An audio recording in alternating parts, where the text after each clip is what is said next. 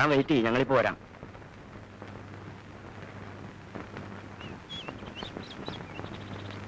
അമ്മേ, ശിവശങ്കര സാറിന്റെ കൂടെ ആരോ വരുന്നു. അമ്മ അങ്ങോട്ട് ചെന്നേ.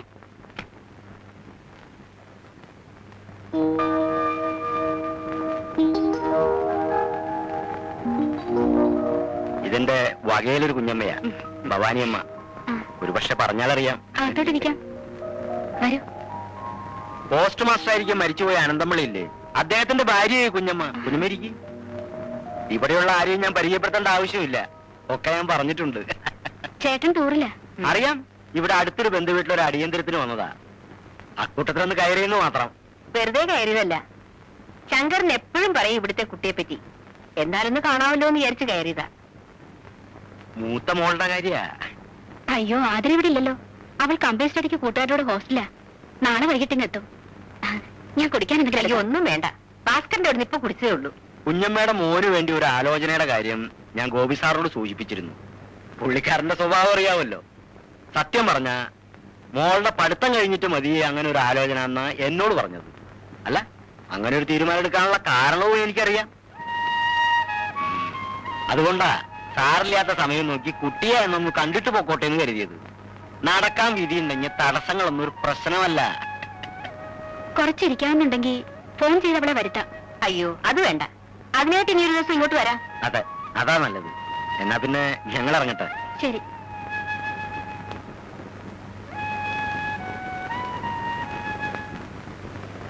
ചേച്ചിക്ക് കല്യാണം ആലോചിച്ച് വന്നാണോ അവര്? അതെങ്ങനെ? നിന്റെ അച്ഛൻ അവളെ കെട്ടിച്ചയക്കാൻ മനസ്സുണ്ടായിട്ട് വേണ്ടേ? അച്ഛനും കൊള്ളാം, മോളും കൊള്ളാം. അവളിനി അവിടെ കമ്പനി സ്റ്റഡിക്ക് പോയതാണോ അതോ കൂട്ടുകാരോട് ചുറ്റിപ്പറ്റി?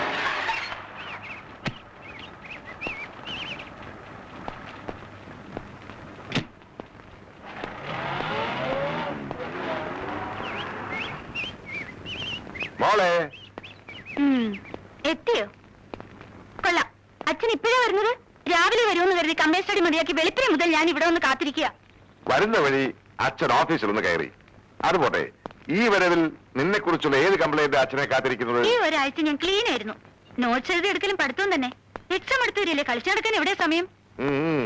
പിന്നെ പറഞ്ഞില്ലെന്ന് വേണ്ട, ചെറിയൊരു കംപ്ലൈന്റ് വരെ സാധ്യതയുണ്ട്. ആ മേട്ടനോട് എനിക്കൊരു കണക്ക് തീർക്കാനുണ്ടായിരുന്നു. ഒന്നുമല്ല, വെറും ഒരു ഏപ്രിൽ ഫുൾ. അത് ശരി. ഇനിയിപ്പോ പ്രിൻസിപ്പൽ എന്തെങ്കിലും ആക്ഷൻ എടുക്കും. ക്ഷമ പറയാൻ അച്ഛൻ വരണം, അതല്ലേ നിന്റെ ഉദ്ദേശം? അതിനുള്ള ചങ്കൂറ്റൊന്നും അയ്യങ്കാർ സാറിനില്ല. അച്ഛൻ വെറുതെ ടെൻഷൻ പിടിക്കാതെ കുളിച്ചൊന്ന് ഫ്രഷ് ആകും. കണ്ടാലറിയാം, നല്ല യാത്രാ ക്ഷീണമുണ്ട്. ഞാനിപ്പോ നീ നേരത്തെ ഭാനുവേട്ടന്റെ ഓഫീസ് വരെ ഏതോ ഒരു വലിയ കമ്പനിയുടെ പബ്ലിസിറ്റി ക്യാമ്പയിൻ കിട്ടിയിട്ടുണ്ട്. എന്റെ ക്രിയേറ്റീവ് ഡയറക്ഷൻ ഇല്ലെങ്കിൽ സംഗതി ആകെ ചളാവും. അച്ഛന്റെ കുളി കഴിയുമ്പോഴേക്കും ഞാനിങ്ങെത്താം. ഒരു അരമണിക്കൂർ. ഓക്കെ?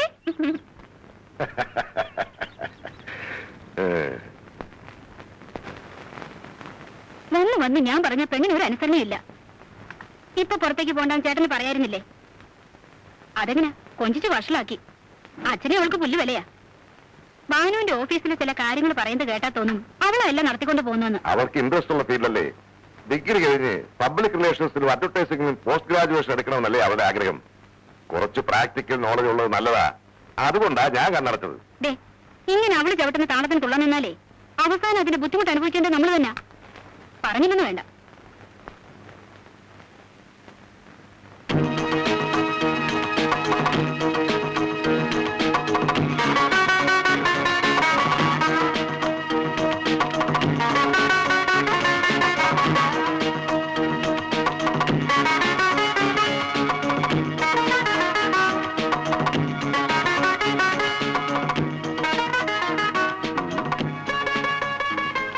ഇതിവിടെ ഫിക്സ് ചെയ്യല്ലേ? വിഷ്വൽ ഇവിടെ വെച്ച ക്യാപ്ഷനായിട്ട് എങ്ങനെ ബാലൻസ് ചെയ്യും? അതാ കുഴപ്പം. ഭാനുവേട്ടന് എസ്തറ്റിക് സെൻസ് ഇല്ല. എന്നാ പിന്നെ ഇതിനൊക്കെ ചുളുവിന് കാര്യം സാധിക്കാന്ന് വിചാരിക്കാതെ കഴിവുള്ള ഒരു ആർട്ടിസ്റ്റിനെ പോസ്റ്റ് ചെയ്തൂടെ? ഇലക്ഷന് മതിലെഴുന്നവരെ പിടിച്ച് വരയ്ക്കാൻ ഇരുത്തിയാലേ ആർട്ട് വർക്ക് മതിലുപോലെ ഇരിക്കും. പ്രതാപം കേൾക്കണ്ട. പിന്നെ കേട്ടാ ഇപ്പൊ വിഴിയും കളയും. ഇത് നോക്ക്, ഇവിടെ വെച്ച ക്യാപ്ഷനും കോപ്പിയൊക്കെ സുഖമായിട്ട് നിൽക്കും. ഞാനും ആദ്യം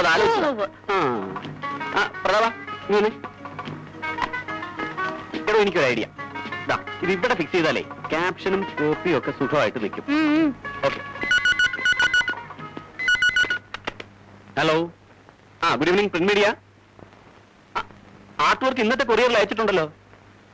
നാളെ അവിടെ കിട്ടും, ഷുവർ. Okay, thank you. ആ ഡ്രീം ഡ്രസ്സസിന്റെ ക്യാമ്പയിന് വേണ്ടി ഏതൊക്കെ മോഡൽസിനെ കാസ്റ്റ് ചെയ്തത്? ഇതിൽ ഒരു പോന്തനെ എനിക്ക് ഇഷ്ടപ്പെട്ടില്ല. ഇഷ്ടപ്പെടാൻ ഇത് കല്യാണം കഴിക്കാനൊന്നും അല്ലല്ലോ. റെഡിമെയ്ഡ് ഷർട്ടിന്റെ ആഡിന് വേണ്ടി മോഡലായി കാസ്റ്റ് ചെയ്യണമെന്നല്ലേ ഞാൻ പറഞ്ഞുള്ളൂ. അതിനെ പറ്റിയ കോന്തന്മാരും ഇതിനകത്തില്ലെന്നാ ഞാൻ പറഞ്ഞത്. പരസ്യ സ്ഥാപനം നടത്തിയ മാത്രം വരാം, കുറച്ചൊക്കെ സെൻസ് കൂടി വേണം സാറേ. എന്നാ പിന്നെ സെൻസ് ഉള്ളവർ വന്ന് കസേരയിലേക്ക് ഇരിക്കാൻ എത്ര നാളായി ഞാൻ പറയുന്നു. ആ എക്സാം കഴിയട്ടെ, നമുക്ക് ആലോചിക്കാം.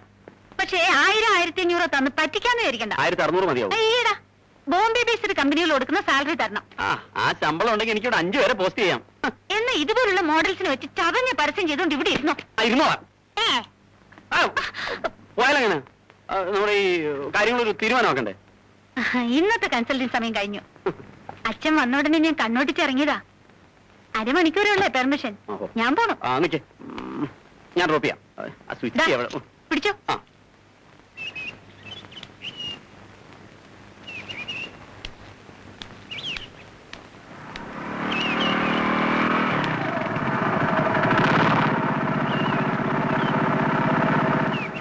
ഇതാണോ അരമണിക്കൂർ?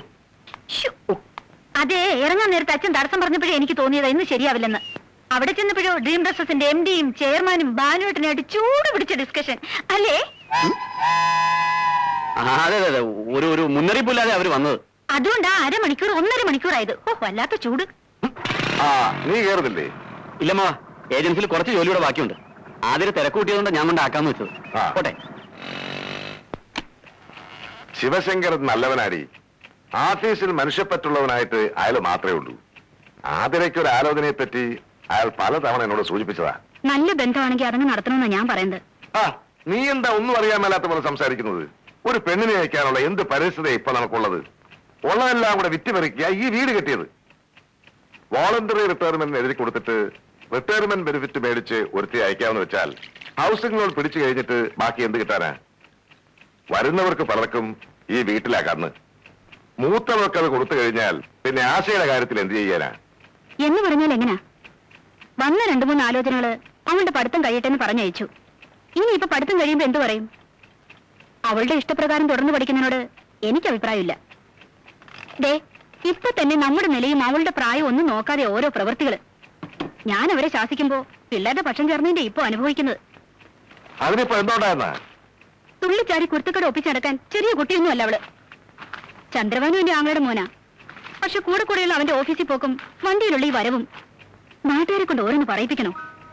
അവനെ പറ്റി അത്ര നല്ലതൊന്നും അല്ല പുറത്ത് പറഞ്ഞു കേൾക്കുന്നത്. പ്രായമായ പെണ്ണ, സൂക്ഷിച്ചാ ദുഃഖിക്കണ്ട. കുരുത്തക്കേട് ഒപ്പിക്കാൻ ആർക്കും പറ്റും. പക്ഷെ അതിന്റെ ആഫ്റ്റർ എഫക്ട് നമുക്ക് കേൾക്കാതെ നോക്കണം. അതിലാണ് കാര്യം. അതിനിപ്പോ എല്ലാവർക്കും നിന്നെ പോലെ വാലുണ്ടാവോ? നിന്റെ വാല് നിന്റെ ഡാഡി മുറിച്ചതിന് ഇവളെന്ത് പഴിച്ചു? വാലേ പോയുള്ളൂ, മുഖച്ചായ്ക്ക് വലിയ മാറ്റം വന്നിട്ടില്ല. Exactly correct.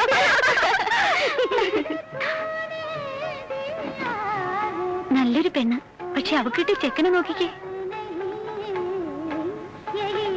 നമ്മുടെയൊക്കെ അവസ്ഥ ഇത് തന്നെ ആയിരിക്കും. ഇതിനാ മോളെ വിധി എന്ന് പറയുന്നത്.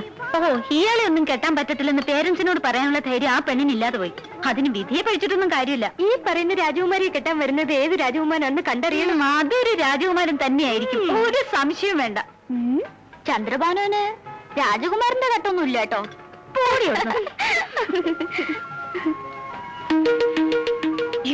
80 രൂപയോ? നിന്റെ എത്രയുണ്ട്? എന്റെ കയ്യിൽ ഒന്നല്ല. നിന്റെയിലോ? നീ വിളിച്ചിട്ടല്ലേ ഞങ്ങൾ വന്നത്. അത് ശരി. ആ, എന്റെ 50 രൂപയുള്ളൂ. ഇപ്പൊ എന്ത് ചെയ്യാം?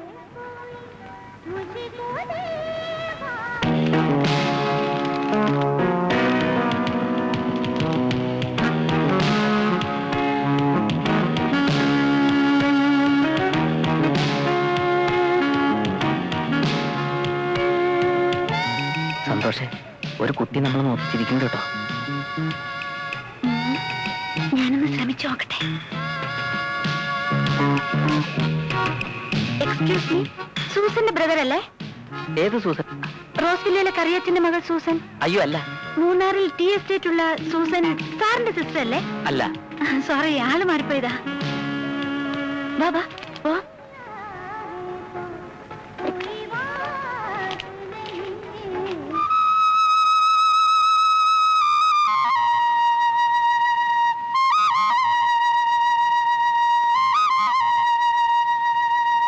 അങ്ങനെ ഇന്നത്തെ ദിവസവും വലിയ ബോറടി കൂടാതെ അവസാനിച്ചു.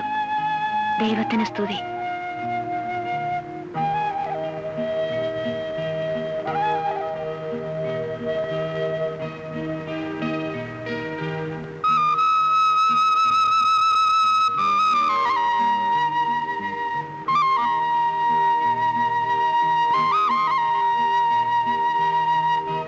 പകല് മുഴുവൻ കാട്ടിക്കൂട്ടിയ അനാവശ്യങ്ങള് രാത്രിയിൽ ഡയറിയിൽ കുറിച്ചു വെക്കാം. ചേച്ചിക്ക് വേറെ പണിയൊന്നുമില്ലേ? ആ, പെണ്ണുങ്ങളായാലേ കുറച്ചൊക്കെ സ്മാർട്ട് ആയിരിക്കണം. അല്ലാതെ നിന്നെ പോലെ പനി പിടിച്ച കോഴിയെ പോലെ ഇരിക്കാൻ എന്നെ കിട്ടില്ല. എനിക്കേ കിടക്കണം.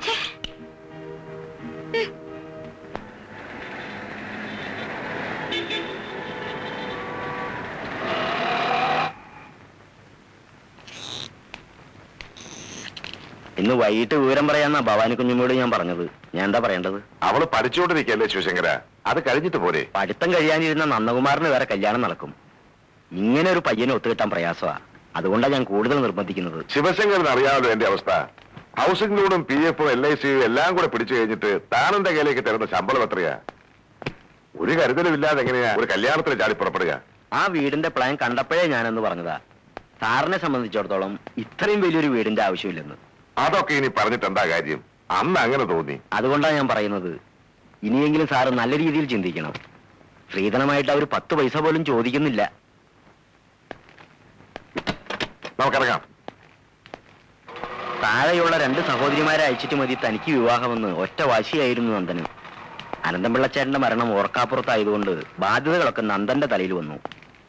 ഇളയവളെ അയച്ചിട്ടിപ്പോ വർഷം 1 കഴിഞ്ഞു. അപ്പം മുതൽ നിർബന്ധിക്കുന്നതാ ഭവാനി കുഞ്ഞമ്മ. പക്ഷെ നന്ദൻ ഇപ്പോഴാ ഒന്ന് സമ്മതം മൂളിയത്. ഇക്കാലത്ത് അഡ്വക്കേറ്റ് എന്നൊക്കെ പറയുമ്പോ ആ, സാറ് വിചാരിക്കുന്ന പോലെ കേസില്ലാത്ത വക്കീലൊന്നും അല്ല നന്ദൻ. പുറത്തൊന്ന് അന്വേഷിച്ചു നോക്കണം. കഴിവില്ലാത്തതുകൊണ്ടാണോ സർക്കാർ അയാളെ പബ്ലിക് പ്രോസിക്യൂട്ടറായി നിയമിച്ചത്? എന്റെ ബന്ധുവായതുകൊണ്ട് പറയുന്നതല്ല. നന്ദകുമാറിന്റെ വാദം കേട്ട കോടതി വിറയ്ക്കും. മോളുമായിട്ട് ഒരു 10-15 വയസ്സിന് വ്യത്യാസം ഉണ്ടാവില്ലേ? അതിപ്പോ ഉദ്യോഗവും ചെറുക്കന്റെ സ്വഭാവവും എല്ലാം കൂടി നോക്കുമ്പോ ഇക്കാലത്ത് ഒരു പ്രശ്നമാണോ? ഏതായാലും അവര് പരസ്പരം ഒന്ന് കണ്ട് തീരുമാനിച്ചോട്ടെ. ശരി.